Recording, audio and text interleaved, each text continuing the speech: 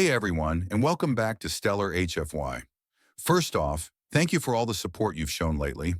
Your comments, shares, and tactical theories are what keep this channel moving forward and Earth's legacy alive. Today we're diving into one of the most calculated and unspoken operations ever triggered from beneath our own soil. An alien empire thinks Earth is weak, fragmented, outdated, undefended. So they try to anchor relay towers inside our crust. This isn't a story about resistance. It's about what happens when the battlefield is already buried, when the counterattack has been waiting for decades, and when silence is more terrifying than fire. Let's start without any delay. The first tremor wasn't logged as hostile. The Avoran Directorate didn't believe in such concepts. Hostility was an emotional variable, and emotion was something they had evolved past generations ago. Earth, to them, was an acquisition node. Not a battleground, not a threat, not even a challenge. Just another fractured biosphere circling a yellow star, rich in tectonic energy and low in cohesive defense. The Tarsus Accord had listed it as Tier 3 for over 60 planetary cycles. Disorganized, culturally inconsistent, technologically fragmented, strategic irrelevance in every metric that mattered to the Directorate. No planetary shield grid, no unified orbital command, no evidence of post-quantum fleet doctrine. The species itself hadn't resolved its own biospheric equilibrium. On paper, Earth was as exploitable as a dead moon, and only marginally more reactive. The mission briefing, if it could be called that, consisted of model outputs and risk projections that ran in clean, colorless lines across a sensory-neutral interface. The Avorans didn't need words. Data was enough, and the data was clear. Earth was weak. Infiltration would be passive. Relay anchors could be inserted beneath crustal shelves in Greenland, seismic stabilizers placed across Pacific fault arcs to control the planet's tectonic drift, and orbital debris redirected via geolocked pylons to begin off-world mineral refinement. No weapons needed, no engagement forecasted, just deployment. The directive authorized the sequence without discussion. It wasn't strategy, it was maintenance. Not everyone agreed. A small contingent, Tarsus-aligned observers, non-directorate, flagged anomalies in the historical archive. Earth, they noted, had demonstrated high-intensity unpredictability. Behavioral modeling failures, responses that didn't conform to cost-benefit logic. Wars waged with no expectation of victory, sacrifices made for abstract ideals. Even self-destruction had been deployed as deterrence. One envoy warned, "Their weakness isn't a flaw, it's camouflage." The comment was annotated, logged, and summarily disregarded. The Directorate's core architecture didn't factor superstition or metaphysical edge cases into strategic calculus. If it couldn't be modeled, it couldn't matter. Approval proceeded. The first relay cluster landed without issue. 9 kilometers beneath Greenland's crust, the anchors spread like roots, extending thermal filaments outward to begin environmental calibration. They reported stable insertion. The sky was clear. The humans on the surface noticed nothing. Pacific modulator drills began within 72 hours, sleek spires dropping into oceanic trench zones like surgical blades. They didn't penetrate far, only enough to reach the upper strata where tectonic shifts could be nudged, slowed, or induced. The goal wasn't control, just conditioning. Guide the crust, instruct the planet. Quietly, efficiently. Then came Nevada. Drill Station 5 was a precision unit, dropped at dawn local time over a lightly populated plateau. No defense perimeter, no observable countermeasure. Its task was simple. Begin resonance probing, map the substrata, and extend relay arms toward deeper mantle curvature for stabilizer placement. It began with standard vibrational pulses, measured, low frequency, efficient. 2 minutes later, the telemetry went silent. Not glitched, not jammed. Just stopped. Instruments flatlined. Relay feedback became noise. The Avoran command structure, distributed across geosynchronous satellites, rerouted diagnostics. The next image they received wasn't data.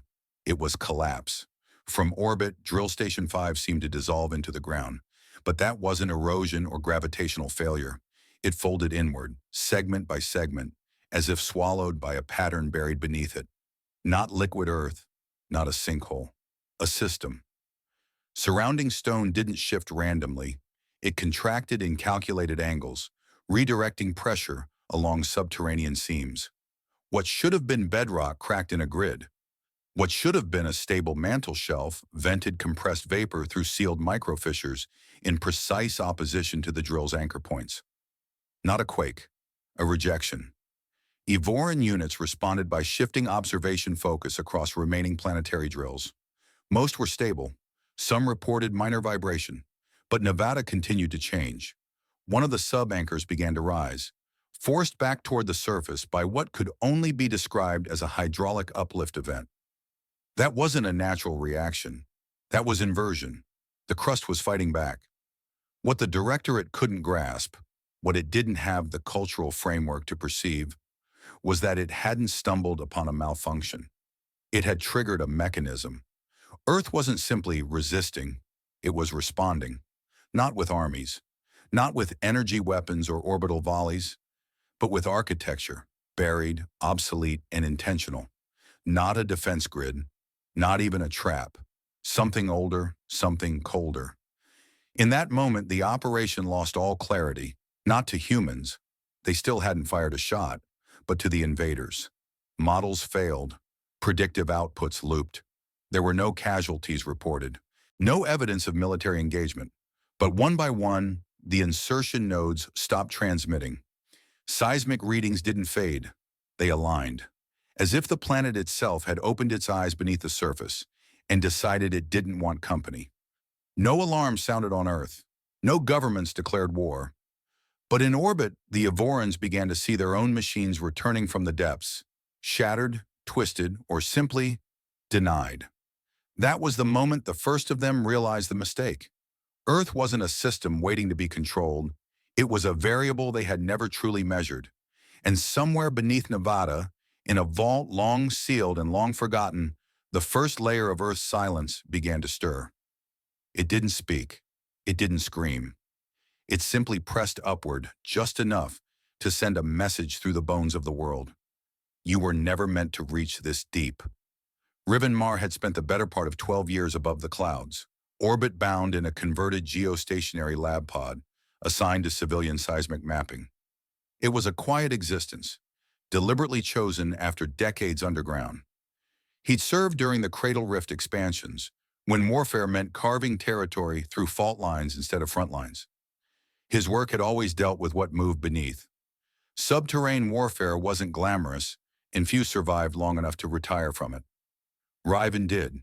He buried more than command codes in those years. He buried memory, and he hadn't expected to unearth any of it again.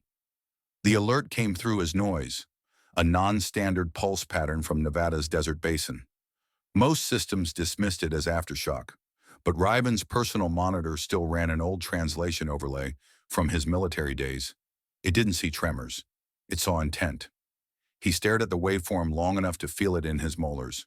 Fault realignments were expected under stress, but these didn't follow natural propagation. They skipped layers. They bent stress vectors around cavity structures that shouldn't exist, flipping rock density like inverted dominoes. It wasn't tectonic motion. It was structural choreography. He ran it again. The same result, demolition pattern. Low harmonic oscillation peaking in timed intervals, perfectly spaced to simulate a controlled collapse sequence. He traced the rupture points. Artificial cavity activations. Empty shells in the lithosphere arranged like a dormant maze. Someone had carved hollow chambers inside the Earth decades ago. Not by chance. Not by industry. By design. Riven's fingers hesitated over the console. The pattern didn't match any civilian excavation system. It matched only one thing. Protocol Redoubt. He stood up without a word and keyed in the activation sequence he was never supposed to use again. Redoubt wasn't a weapon. It wasn't built to destroy invaders. It was built to destroy confidence. A layered failsafe from the age when Earth had no fleets and no off-world allies. Only soil and stubbornness. Redoubt was denial doctrine made geological. Bunkers disguised as voids. Cavities lined with blast redirection ribs. Magma flow redirected into pressurized reservoirs. Entire segments of continental shelf secretly slotted to collapse inward on command. Not to fight, but to erase safe zones. Riven authorized the handshake code. Earth's crust answered. Within 6 minutes, insertion towers across the western tectonic plate began failing, not due to direct confrontation, but due to absence of structure. The stone under their anchors wasn't stable anymore. It had softened, then sheared, then vanished, like a welcome mat yanked out mid-step. The Avoran stabilizers reported descent anomalies, then hydraulic uplifts, then nothing at all. Caverns that were mapped as solid closed shut in hydraulic inversion events. Steam vents erupted in lateral patterns, not vertical, a clear sign of redirected thermal faulting. Someone long ago had taught Earth how to fold itself shut. From orbit, the Avorans saw it like decay. Their sensors registered the land losing integrity, as if the planet had decided to rot itself from within. But that was the limit of their understanding. They saw only damage, not direction. They didn't recognize that each failure mirrored another, that every collapse was balanced by a secondary redirection somewhere else. Riven watched it all from his orbital interface, not smiling, not speaking, just remembering. Redoubt didn't strike. It didn't warn. It rewrote the rules of entry. No seismic event registered as exceeding planetary norms. No attack breached the Avoran platforms. And yet every attempt to deploy deeper stabilizers failed. Drill heads snapped at angles that made no physical sense. Pressure readings inverted, then neutralized, as if someone had folded the substrata like origami and locked it shut. One entire Avoran relay tower attempted to extend secondary routes through the southern basin, and was met with a surge of carbon-rich sludge pushed upward by phase-aligned fault slippage. Not magma, not heat, memory. Leftover coolant slurry from a generation-old defense system buried and forgotten, now reawakened. The ground gave them no ground. Avoran tactical units began rapid lift procedures. Extraction beacons pulsed as anchor towers recoiled upward, detaching before being swallowed. A few made it. Most didn't. Those that did found their surface landing pads uneven, shifted by half meters in opposing directions. The topography had subtly changed, without quakes, without fanfare, just enough to tell them they were no longer welcome, or worse, no longer understood where they stood. To Riven, it was all familiar. Too familiar. But what unsettled him most wasn't the precision of Redoubt's activation. It was the emergence of patterns he hadn't programmed, cavities lighting in sectors outside official maps, pressure inversions from subregions that didn't exist in any archive. Redoubt was executing with logic beyond its original design. Someone, something, had refined it after decommission. Riven cross-referenced the vault blueprints. The changes weren't new. They were old. Old enough that his clearance never covered them. Old enough that even Earth's surviving military councils had probably forgotten the full extent. This wasn't defense. This was doctrine. Earth hadn't prepared to repel invaders. It had prepared to bury the idea of conquest entirely. No alarms, no missiles, no declarations. Just structure responding with memory. It didn't matter who had come. It didn't even matter why. Earth had one answer to any hand reaching too deep into its bones. No. The Avorans didn't hesitate long. Once the ground began rejecting their presence, they transitioned upward in clean, mechanical efficiency. Their culture wasn't built around persistence. It was built around adaptation. The surface, it seemed, was too volatile to stabilize. So they did what every logic-driven model advised: remove the atmosphere's integrity and let planetary conditions collapse on their own. With the press of a decision vector, suppression nets unfurled across the upper stratosphere. Thin filament-like constructs deployed in layered formation, tuned to dampen radiative heat and initiate atmospheric destabilization through selective filtration. It wasn't a direct attack, just a quiet choke. Remove warmth, let pressure systems spiral, freeze ecosystems. Clean, quiet, precise. Accompanying them were atmosphere scrubbers, orbital structures configured to draw greenhouse gases and redistribute thermal patterns until the planet's climate destabilized under its own inertia. They didn't need to fire weapons. They didn't even need to touch the surface again. All they needed was time. Let Earth bleed itself dry in cold and chaos. Let food systems collapse. Let oceans stagnate. To the Ivorian Directorate, it was the optimal solution: minimal exposure, maximal yield. Riven had expected the shift before it began. He wasn't watching from orbit anymore. He was embedded again, seated inside the Nevada Coordination Vault's deep line interface. The room hadn't been lit in decades. Its consoles still ran on triple-layered analog digital relays. He didn't need modern networks. He needed hard lines, untouchable by interference, invisible to outside scans. When the suppression nets began their slow deployment, he keyed in a sequence he hadn't spoken aloud in 30 years. LODE. It stood for Localized Orbital Debris Engines. But that acronym had always been a formality. What it truly represented was a nightmare disguised as foresight. Back during Earth's early orbital expansion, civilian and military satellites had shared a crowded belt. Over time, as those programs were decommissioned, much of the infrastructure was abandoned. Most of it was thought to be obsolete: dead shells, non-functional junk spinning in low and mid-orbit. But Riven remembered what wasn't declassified. He remembered the contingency buried inside the debris fields: ferroceramic chaff clusters, disguised as stabilizers, seeded into thousands of orbital paths. They weren't mines. They weren't even active weapons.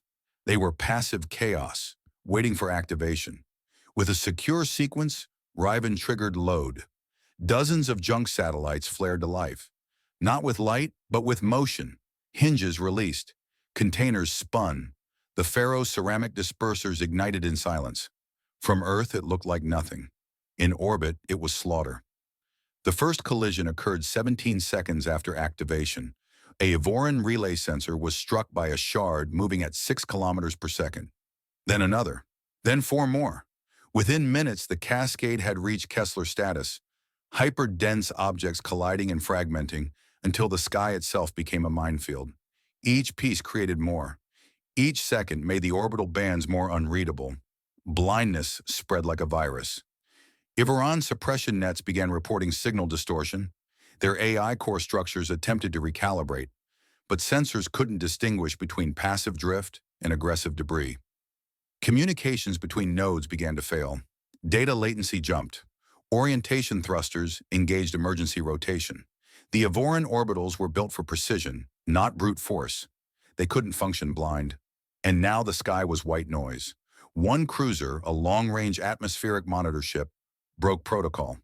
With its upper relays severed and its navigational loop stuck in failsafe, the commander initiated descent to lower atmosphere, hoping to regain telemetry stability below the interference shell. It entered at a shallow angle, perfect for controlled re-entry. What it didn't know, what none of them could know, was that Riven had already mapped its trajectory, and it was headed straight for Site Echo. To any satellite scan, Site Echo was a defunct solar farm left to decay in the Mojave Basin. Its panels were warped, dust-slicked, and tilted at seemingly random angles. The grid was broken, no output, no value. But Riven knew it wasn't a solar farm. It was a mirror array, originally designed for high-atmosphere reflection testing.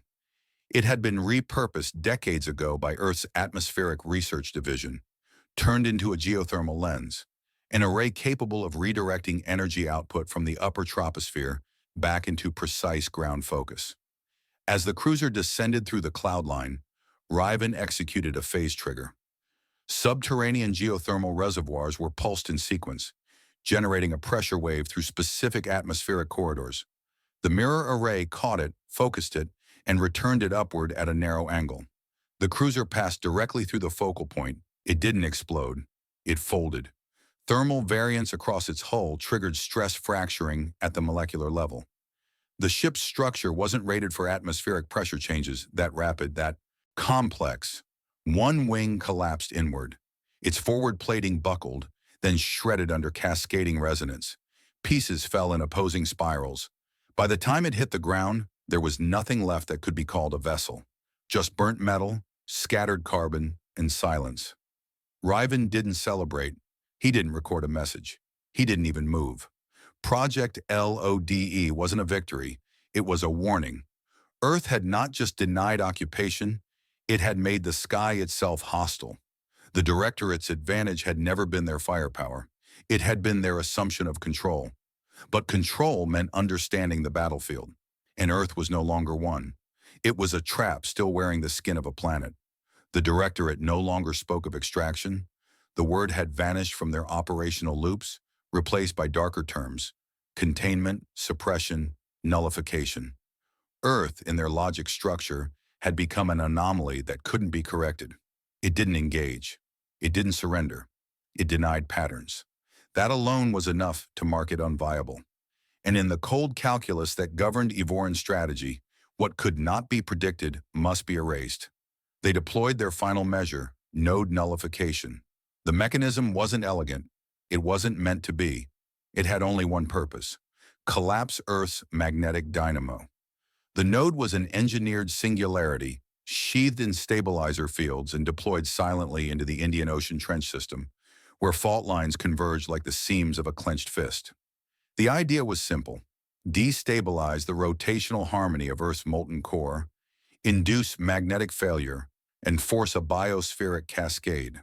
With no magnetosphere, radiation levels would rise, communication would fracture, and orbital tracking would become impossible.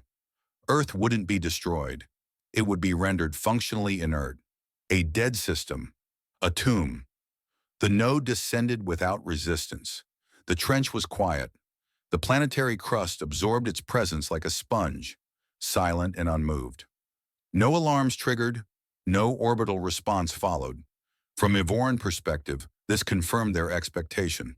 Earth was out of defenses. Redoubt had fired its last trap. Load had spent its debris.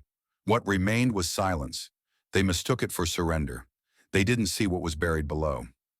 Under the layered silt and tectonic fault shells of the trench, sealed behind pressure-hardened rock and ignored by every scan, slept the kiln archive. It wasn't a weapon. It wasn't even a defense installation. It was old, pre-expansion, analog, built during Earth's early planetary engineering era, when humanity still believed it could terraform entire crustal regions and shape its own climate through structural interference. The experiments failed. The systems were mothballed, and like many such failures, the archive was never dismantled. It was simply buried. But what made the kiln archive different was that it hadn't been built to interface with modern networks. Its systems were mechanical, kinetic gears sealed in vacuum chambers, balanced on inertia rings tied to the planet's axial rhythm. It had no processor, no AI, just rotational memory. It existed in sympathy with Earth's spin, a dormant shadow that waited century by century to respond to anything that threatened that balance. When the singularity began to pulse, the archive stirred. The artificial gravity field emitted by the Evoran core disruptor was subtle at first, barely a tremor. But the moment it began to torque Earth's rotational inertia, the archive detected phase deviation. That was all it needed. Dozens of mechanical arms rotated into position, counterweights locked, pressure tanks shunted force through gyroscopic limbs aligned to Earth's equatorial harmonics. In modern terms, it would have been called a kinetic countercharge, but to the archive, it was just a response. Old systems don't ask questions, they act. The first observable effect was silence. The singularity's stabilizer ring collapsed inward by 3%. Nothing exploded. Nothing surged. But in orbit, Evoran vessels monitoring the core shift experienced field inversion. 3 capital-class ships, positioned in a tetrahedral relay around the Indian sector, vanished from telemetry. They didn't go dark. They ceased to resolve. Fractal disassembly of their hulls began at the subatomic level as the singularity buckled inward, pulling the reversal energy back through its own throat. From Earth's surface, it looked like nothing more than a shimmer, a distortion of the horizon. But beneath the ocean floor, the archive spun. It spun until the reversal waves snapped into equilibrium, forcing the artificial core destabilizer into collapse. The singularity folded, then imploded, not outward, inward. The ocean trembled but didn't boil. The ground shifted but didn't crack. Earth absorbed the event, not with shields or force, but with prepared geometry. Riven watched the event register on his console like a skipped heartbeat. The crust didn't flex. It accepted. The trench realigned by less than 2 centimeters. just enough to redirect the implosion shock into dormant absorption chambers buried in the lower mantle. That too wasn't modern tech. It was tectonic engineering from a time when humans tried to bend continents. Most forgot those projects. Most forgot they even existed. The Evorans would never understand what happened. To them, Earth had committed suicide. But Riven knew better. Earth didn't fight the singularity. It remembered how to catch it. And in doing so, it reminded everything watching that the planet wasn't passive. It was precise, old, awake, and still unfinished. The Directorate's last operational order never reached the surface. Whatever directive passed through their command chain, whether to stabilize, counter, or re-engage, it was swallowed before it ever touched the crust. Earth didn't intercept it. It simply didn't recognize it. There were no more platforms to receive instruction, no more drills to resume, no net towers to extend. The singularity field was gone, vaporized not by impact, but by incompatible logic, an engineered phenomenon smothered by geological memory. All that remained above was the hum of broken models and the cold realization that nothing left in their doctrine could explain what had just happened. In their simulations, retreat wasn't modeled, but failure was now constant. With no clear victory path, no remaining footholds, and no working predictive systems, the Evoran command lattice began to fragment. They didn't debate. They didn't argue. They assessed. And in the end, even their most conservative vectors pointed to the same conclusion. Earth was a variable beyond assimilation. Its actions didn't follow escalation curves. It had not resisted in the conventional sense. It had not retaliated. It had simply reshaped itself beneath their reach. No fleet encountered. No declaration made. Just consequence. Silent, methodical, and unreciprocated. Earth, in effect, had done nothing, and that was what terrified them most. Riven hadn't spoken in hours. He sat in the Nevada coordination vault surrounded by inert monitors, listening to the deep subroutines of Protocol Redoubt begin their wind-down sequence. There was no enemy to track, no grid to hold, no orbit to clear. The system returned to passive denial mode automatically, as it had been designed to do decades ago. Its purpose had never been to engage in prolonged defense. Redoubt existed to interrupt, to buy time, to show that some soil couldn't be mapped, some crust couldn't be drilled, some silence couldn't be penetrated. Now that it had served that purpose, it stepped back into stillness, like a door reclosing after being politely declined. No orders were given. Riven had none left to give. The systems didn't need him. They never had. His role had been to wake what was already there. The rest had unfolded as written, not in code, but in strata. Layer by layer, Earth had answered with patience. It had buried its own reply, eons ago, in engineering that no longer appeared in archives, in decisions made before orbital supremacy ever became a concept. And when pressed too hard, it hadn't erupted. It had simply refused. Above, the orbitals began to vanish, not in flame, not in panic. They just blinked out of feed range, one by one, withdrawn, recalled. Their routes followed clean arcs, their engines low thrust and economical. No fear in their motion, only caution.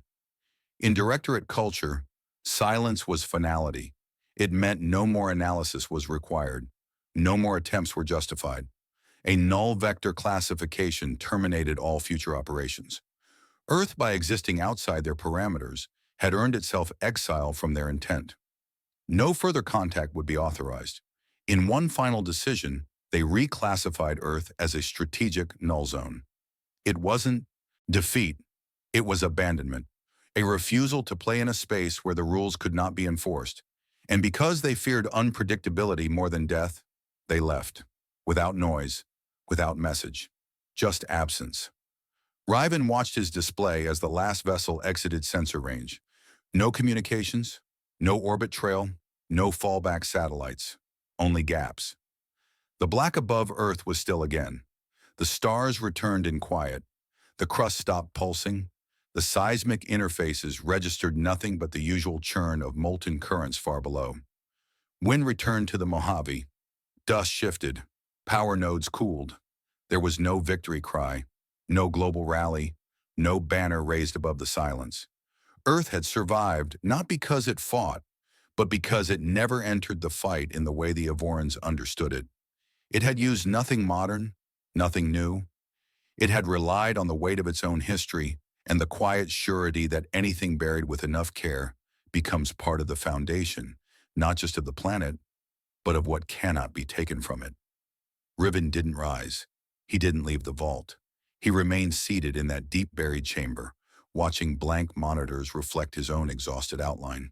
He knew there would be no follow-up, no reinvasion, no retaliation to prepare for. The Directorate had been shown something they had no data for, a species that remembered without broadcasting, that buried its weapons not in space but in soil, and it had broken them, not through force, but through indifference. The vault was silent except for the faint hum of cooling circuits, a sound that seemed to fade further with each passing minute. Riven Mar sat alone in the Nevada Coordination Vault, the walls around him lined with dormant readouts that had once blazed with urgency.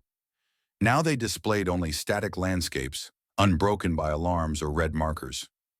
The battle, if it could even be called one, was over. There were no fleets in orbit, no drills clawing into the ground, no demands coming from the Directorate's command lattice. The screens felt like relics, and Riven couldn't help but feel the same way. He exhaled slowly, a breath that seemed to carry the weight of centuries rather than days. What had happened wasn't new. It was old. Older than Riven, older than the systems he had triggered, older even than the forgotten councils that had commissioned them. Earth hadn't resisted because it was afraid. It had resisted because it had already decided long ago what it would and would not allow. The Strategic Defense Corps had known the truth in their era. Earth would never outgun a spacefaring empire. It couldn't build fleets to rival the stars or weaponry to challenge civilizations who treated planets like resources. But it could build something else. It could weaponize the very ground beneath its feet. It could bury a trap so subtle and so complete that it didn't need to fight, only to wait. Riven leaned back in his chair, his gaze unfocused as memories surfaced. He'd been a young lieutenant when he first toured the early redoubt sites. He remembered the engineers, grizzled men who spoke in the language of geology rather than war. They didn't talk about missiles or orbital guns. They talked about rock density, pressure vectors, and magma routes. They understood Earth like a living organism, mapping where it could bend, where it could break, and where it could strike back without ever moving. "You don't fight an enemy like this," one of them had told him, standing knee-deep in a half-finished subterranean cavity. "You make the ground itself decide they don't belong here." Those words had never left him. Now, decades later, he realized how true they had become. Redoubt was never meant to win in a conventional sense. It wasn't a system built to destroy an invading force. It was built to remind them that occupation was impossible. Every pressure inversion, every collapsed drill tower, every redirected quake had been proof that Earth's crust remembered the hands that shaped it, and those hands had never planned for surrender. Even the Kiln Archive, with its mechanical arms and ancient inertia rings, was less a weapon than a statement of intent. Earth wasn't fragile. It wasn't waiting to be claimed. It was awake, and it had chosen its terms. The only incoming signal that broke the stillness came an hour after the last Avoran vessel vanished beyond sensor range. A single transmission, unadorned and final. Withdrawal complete, no control model viable. That was all it said. The words weren't defiant, but neither were they apologetic. They were the words of a logic system that had encountered something it couldn't quantify and chose not to try again. To Riven, it was as close to an admission of defeat as the Avorans would ever give. He tapped the console once, acknowledging the message. It would be archived somewhere, buried beneath layers of classified reports no one would ever read. But Riven wanted something simpler, something that captured the truth of what had just unfolded, stripped of all the technical detail and strategic analysis. He opened a personal log, a file that might never leave this vault, and wrote the only line that mattered. "We didn't fight them. We let them dig." He stared at the words for a long moment. They were as much about Earth as they were about him. Humanity had always dug too deep, built too much, buried too many things it didn't fully understand. But sometimes those same buried things became the reason the world survived. The floor beneath his feet gave a faint tremor, not the sharp shock of an earthquake, but a deep, rolling pulse, like a heartbeat beneath stone. Ryvan felt it through the chair, steady and slow, as though the planet was breathing. It wasn't violent, it wasn't warning him, it was simply there. A quiet reminder that everything humanity had done, every bunker, every inverted pressure chamber, every forgotten archive, had blended with the Earth itself. The systems weren't separate anymore. They were part of the terrain, part of something bigger than any engineer or soldier could control. Revan stood and walked toward the vault's exit, the heavy door hissing as it unlocked. The desert air outside was still, carrying only the faint scent of dust and heat. Above, the sky was empty, free of orbiting debris or hostile shadows. For the first time in days, the world felt untouched. He glanced back once at the sealed hatch that led to the depths below. Somewhere under all that rock, the old systems would remain, waiting. They wouldn't power down completely. They would listen. They always did. The sun was setting when he finally left the site. Shadows stretched long across the basin, the earth painted in layers of red and gold. He knew the Iverons wouldn't return. Their silence wasn't temporary, it was final. And if anyone ever tried to dig this deep again, they would learn the same truth. Earth was not weak. It never had been. It simply waited for others to test how far they were willing to go.